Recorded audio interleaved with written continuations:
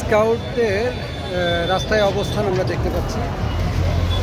এটা হচ্ছে গাজীপুর টাঙ্গাইলের ব্যস্ততম যে সড়ক, সেই সড়কের এই অবস্থানটা তারা নিয়েছে।